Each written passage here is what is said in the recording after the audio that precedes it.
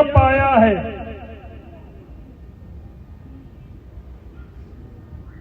मौन है बुद्ध।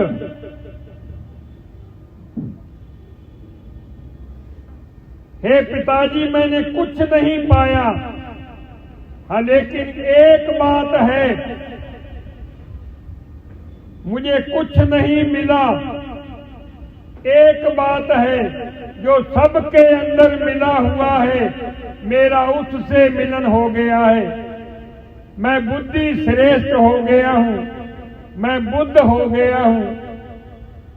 मैं अर्थों को सिद्ध करके सिद्धार्थ वास्तव में अब हुआ हूं। भृगु ने अन्न का त्याग कर दिया।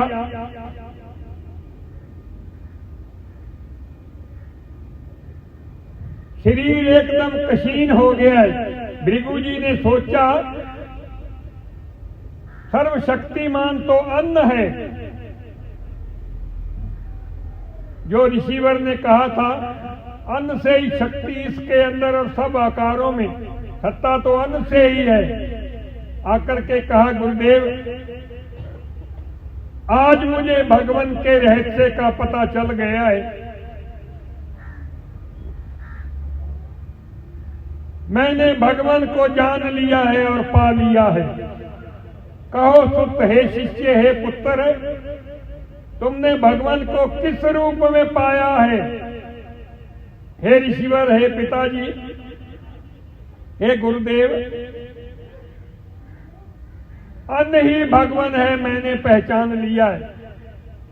हे सुत, तुमने कैसे पहचाना? पुत्र बताओ तो सही। अन्न ही सर्वश्रेष्ठ शक्तिमान है। अन्न के बिना संकीर्ण पूरे विश्व में सत्ता अन्न की। गुरु ने कहा, सत्य पहचाना है तुमने सुत। हे पुत्र, हे शिष्य, तुमने सही पहचाना, लेकिन अभी तुम्हें और तपस्या की जरूरत है। जाकर के भृगु फिर तपस्या पर बैठ गए।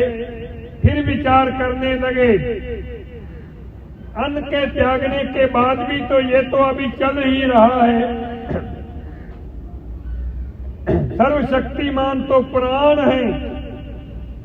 मेरा निर्णय सही नहीं था। वास्तव में मुझे भगवान दर्शन नहीं हुआ। मेरा निश्चय गलत था। सबके अंदर सत्ता प्राणों की है। प्राण ही भगवान है। आकर के कहा, गुरुदेव, हे ऋषिवर, हे पिताजी, मैंने भगवान को आज सही सही पहचाना। हे सुत कहो, हे पुत्र कहो, हे शिष्य कहो, तुमने भगवान को किस रूप में देखा?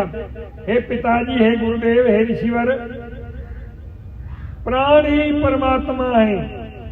हे सुत, हे शिष्य, हे पुत्र, तुमने सही पहचाना, प्राण ही परमात्मा है। लेकिन तुम एक बात बताओ, तुम पहले अन्न को भगवान कहते थे, अब प्राणों को कह रहे, तुम्हारा निश्चय और भगवान बदल क्यों रहा है?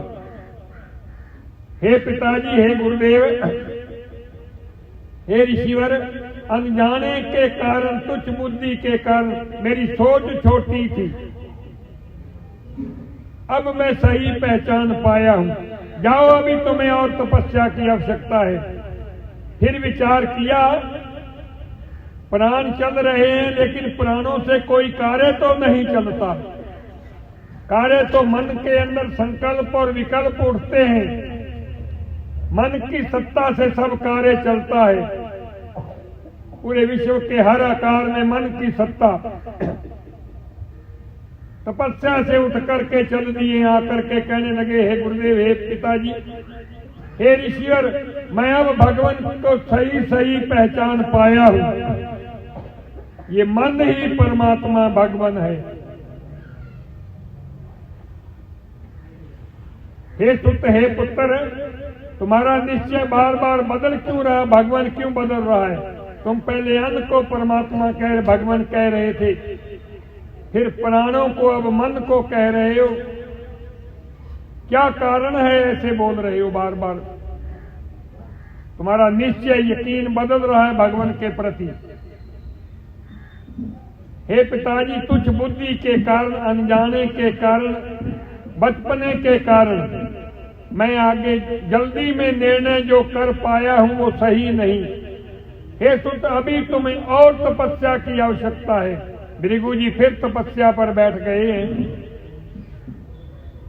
और फिर विचार किया, जन्म से लेकर जीवन भर कितने संकल्प पैदा होते, सब कार्य थोड़ी होते हैं।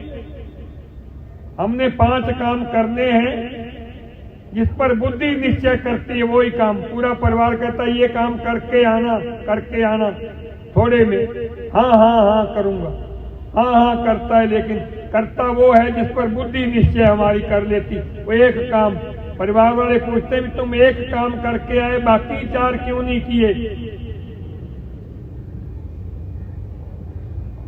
मेरे एक में ही निश्चय था, ध्यान ही एक में था। बुद्धि जिस कार्य पर, तो शक्तिशाली बुद्धि है, बुद्धि ही भगवान परमेश्वर है। चल दिया, उठ करके आकर के नमन किया, गुरुदेव ऋषिवर मैंने भगवान को पहचान लिया है, ये बुद्धि ही भगवान है। इसको तो तुमने सही पहचाना, लेकिन तुम्हारा बार बार निश्चय और भगवान बदल क्यों रहा है? हे पिताजी, अनजाने के कारण, बचपने के कारण, कम ज्ञान के कारण मैं जल्दबाजी में समझ नहीं। हे सुत, जाओ, तुम्हें और तपस्या की आवश्यकता है। आह, भोजन कितना स्वादिष्ट था। हमने किसी की सहायता की तो क्या आनंद आया। भाई, आज मुझे मेरे दोस्त मिले, बड़े दुखी थे, मैंने उनकी ये सहायता की। हम खुशी से प्रसन्न हो जाते हैं, बल्कि दूसरों तक बात बताते हैं, परिवार के सदस्यों को भी खुशी का प्रगटावा करते हैं। यही भृगु का अनुभव। आकर के कहा, ऋषिवर, हे पिताजी, हे गुरुदेव, मैंने भगवान का दर्शन पा लिया है। जो आनंद की प्राप्ति होती है वो आनंद ही भगवान है। हे सुत, हे पुत्र, हे शिष्य, तुमने सही पहचाना, लेकिन तुम्हें अभी और तपस्या की आवश्यकता है। फिर भृगु जी तपस्या पर बैठे हैं, अब मौन हो गए हैं। संसार और संसारिक बातें मन से निकल गई हैं।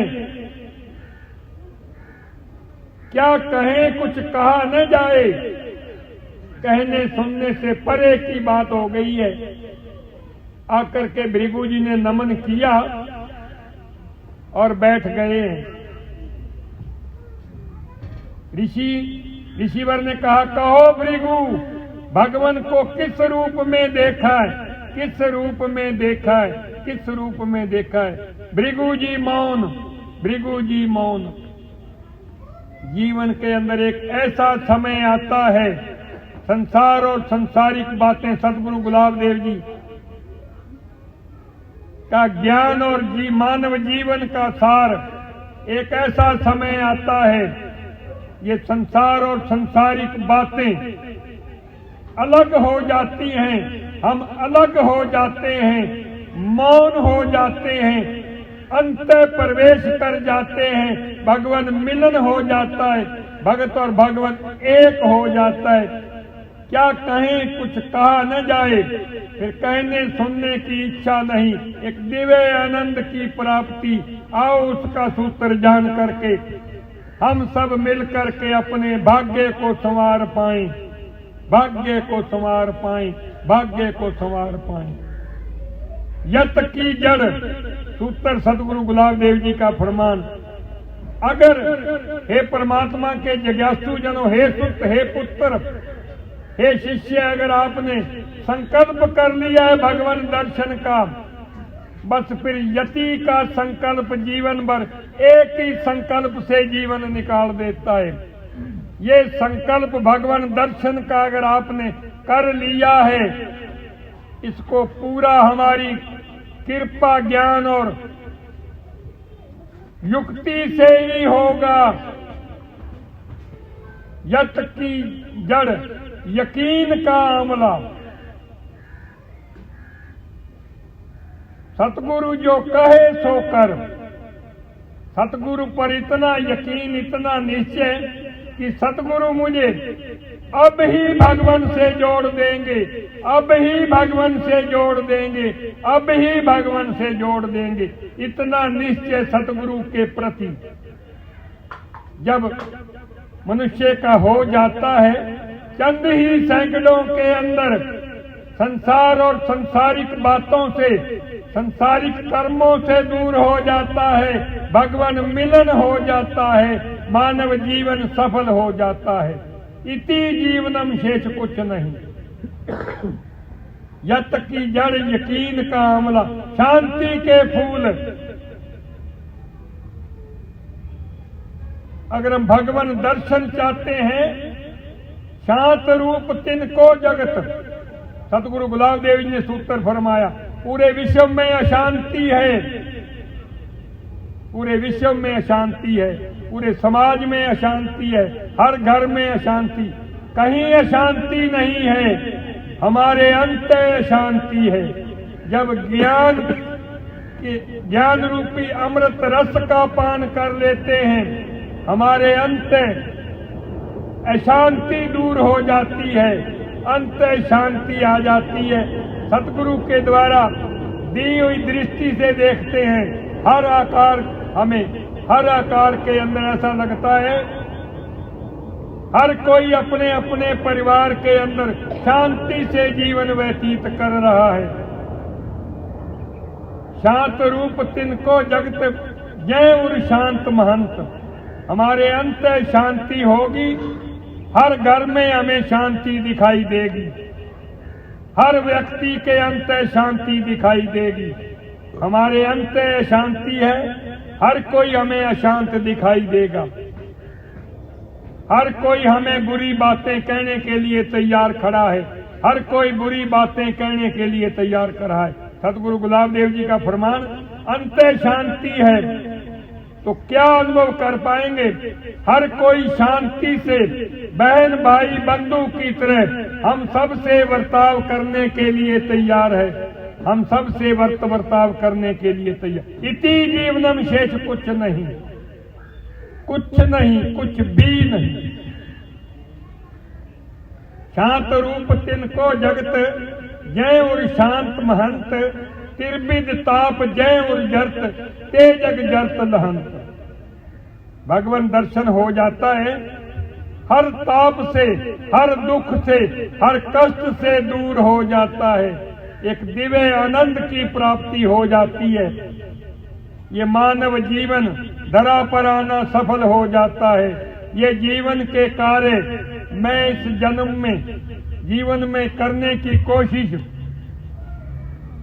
चेष्टा और प्रयत्न कर रहा हूं, जो शेष रह गए अगले जन्म में कर लूंगा। सच्चाई है सतगुरु गुलाब देव जी का फरमान, ये कार्य अब ही अब ही अब ही अब ही गुरु का ज्ञान, अब ही हम भगवान दर्शन अगर सतगुरु कृपा से पा लेते हैं, किसी के प्रति हमारी बुरी भावना ही नहीं है। इति जीवनम शेष कुछ नहीं, अब ही समय और शांति के फूल, संतोष की शाल, जीवन के अंदर हर कार्य को युक्ति युक्त ढंग से करना, संतोष से जीवन में चलना, आनंद में जीवन व्यतीत करना और सबको आनंद में जीवन व्यतीत करने में सहयोग देना।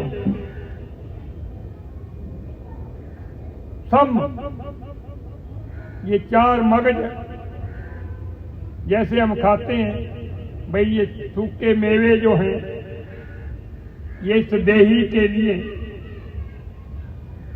अच्छे हैं, ठीक इसी प्रकार ये चार मगज हैं, मेवे हैं, जिनके खाने से हमारा मनोबल पुष्ट होता है, भगवान दर्शन होता है, मानव जीवन सफल होता है। पहला सम है, हम कहते हैं मन के संकल्प और विकल्प को रोक लिया। ये सत्संग के अंदर सब संसारिक कार्य और बातें कुछ क्षणों के लिए हम सब ने रोक दी हैं। सतगुरु गुलाब देव जी का फरमान की सम हो गया है। इसका फल क्या है? दूसरा दम, ये दूसरा मगज। सब इंद्रियां निष्क्रिय हो गई हैं। श्रवण केवल भगवान की बात सुनना चाहते हैं। आंखें केवल निराकार भगवान की साकार रूप में दर्शन चाहते हैं।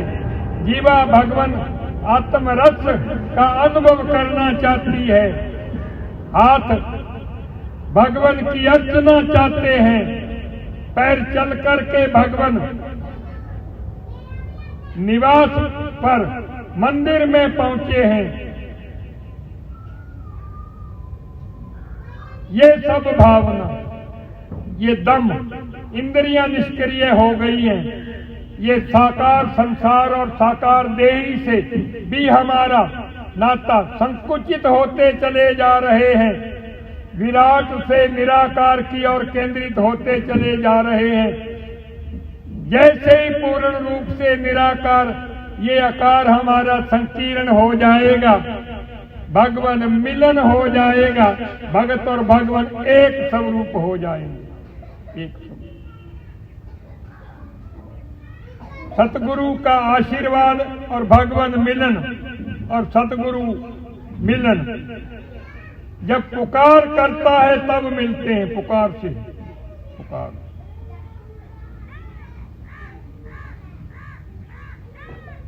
लेकिन हम व्यवहारिक कार्यों में इतने व्यस्त हैं, पुकार कर